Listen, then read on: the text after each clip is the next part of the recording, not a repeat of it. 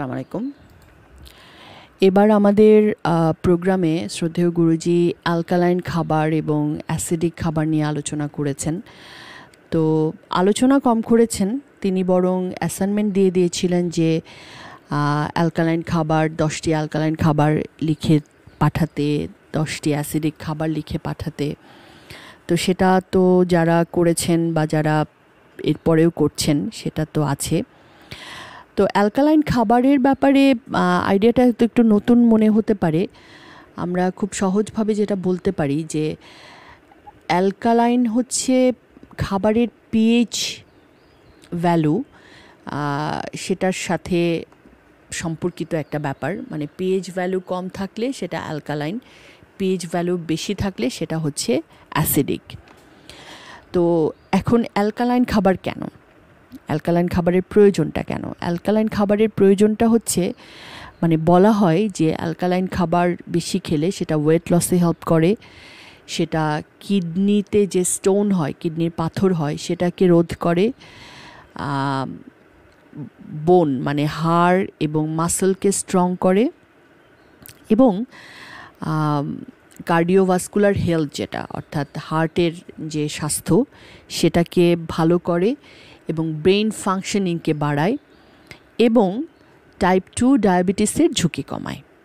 অর্থাৎ আপনি যখন অ্যালকালাইন খাবার খাচ্ছেন তখন এই উপকারগুলো হচ্ছে আপনার বেশি বেশি। এবং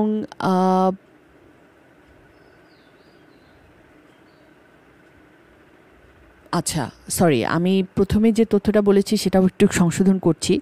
সেটা হলো পিএইচ ভ্যালু যেটাতে বেশি আছে, যখন বেশি আছে সেটা হচ্ছে অ্যালকালাইন ফুড, আর পিএইচ ভ্যালু কম আছে সেটা হচ্ছে অ্যাসিডিক খাবার। তো যেটা আমরা বলছিলাম যে অ্যালকালাইন খাবার বেশি খেলে যেটা হয় যে আপনার বডির এই পিএইচ লেভেলটা বাড়বে, এবং বলা হয় যে এতে করে ওই শরীরটা তখন মানে ক্যান্সারের উপযোগী পরিবেশ হওয়া থেকে বাঁচে। অর্থাৎ আপনি যত বেশি অ্যালকালাইন খাবার খাবেন, পিএইচ ভ্যালু বেশি আছে এমন খাবার খাবেন, আপনার শরীরটা তত ক্যান্সার প্রতিরোধক পরিবেশ হয়ে উঠছে। মানে ক্যান্সার তো আসলে একটা পরিবেশের ব্যাপার, মানে আপনার ইনার ফিজিকের একটা পরিবেশজনিত কারণে কিন্তু ক্যান্সারটা হয়। তো আপনি যখন অ্যালকালাইন খাবার বেশি খাচ্ছেন তখন আপনার মানে আপনি ক্যান্সার প্রোন হচ্ছেন কম। তো এখন অ্যালকালাইন খাবার চিনবেন কিভাবে? এত তো মানে সারাক্ষণ তো আর চিন্তা করা যায় না যে কোনটা অ্যালকালাইন কোনটা অ্যাসিডিক। একটা খুব সাধারণ, এটা আমার কাছে মনে হয়েছে যে এটা আমরা ফলো করতে পারি।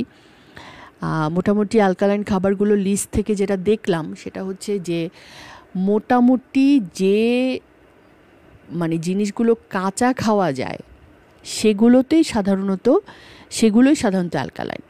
যেমন ধরেন আমরা লেটুস পাতা, এটা কিন্তু কাঁচা খাওয়া যায়, গাজর কাঁচা খাওয়া যায়, শসা কাঁচা খাওয়া যায়, বাঁধাকপি, অনেকে বাঁধাকপি আমরা কাঁচা খেতে পারি, খাওয়া যায়, ফল আপেল আনারস এই ফলগুলো কিন্তু কাঁচা খাওয়া যায়।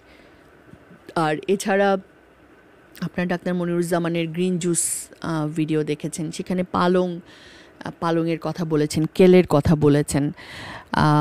এই জিনিসগুলো কাঁচা খাওয়া যায়, জুস বানিয়ে যদি খেতে চান খেতে পারেন, এবং এগুলো আসলে খুবই চমৎকার। স্পিনাচ, পালং যেটা বলেছি, ব্রোকলি খুব চমৎকার। কিছুই না, ব্রোকলি হয়তো কাঁচা খাওয়া যাচ্ছে না, জাস্ট একটু স্রেফ সেদ্ধ করে খেয়ে ফেলেন না, চমৎকার।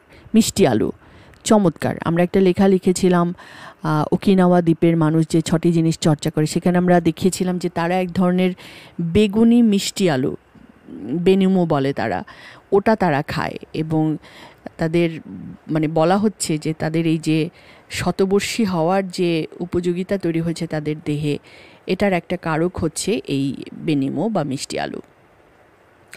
আর এছাড়া খেজুর খুবই চমৎকার, আমাদের দেশে এখন অনেক খেজুর পাওয়া যায়, এইটা খুবই ভালো অ্যালকালাইন খাবারের উৎস বলা হয়। তাছাড়া বাদামের মধ্যে চেস্টনাট আছে, চেস্টনাট খেতে পারেন, অবশ্যই একটু দাম হবে, কিনে খেতে হবে। কিন্তু মিষ্টি কুমড়ার বীজ এটা তো খুব সহজ, এটা কিনে খাওয়ারও প্রয়োজন নেই। আমরা মিষ্টি কুমড়া খাই, মিষ্টি কুমড়া যখন খাই তখন ওই বিচিটা আগে দেখতাম যে মা খালারা ওই বিচিগুলো আলাদা করে ছাদে শুকোতে দিতেন, পরে আবার এটা আমাদের ভেজে দিতেন বিকেলে নাস্তা হিসেবে খাওয়ার জন্য। চমৎকার। তখন তো ভেবেছি যে আচ্ছা মানে দারিদ্র, নাস্তা কিনতে টাকা লাগবে সেই জন্য মা খাওয়াচ্ছে, খালা খাওয়াচ্ছে, কিন্তু এটা যে এত সাইন্টিফিক, এটা যে অ্যালকালাইন খাবারের one of the best source তা তো বুঝিনি। তো মিষ্টি কুমড়ার বীজ খেতে পারেন, কিডনি বিন খেতে পারেন, খেজুরের কথা তো বললামই। তো মূলত অ্যালকালাইন খাবার চেনার উপায়টাই হচ্ছে যে খাবারটা হবে আপনার মানে মোটামুটি ফ্রেশ খাওয়া যাবে, তাজা খাওয়া যাবে, এবং এটাই আর কি, যে এটাই হচ্ছে অ্যালকালাইন খাবার।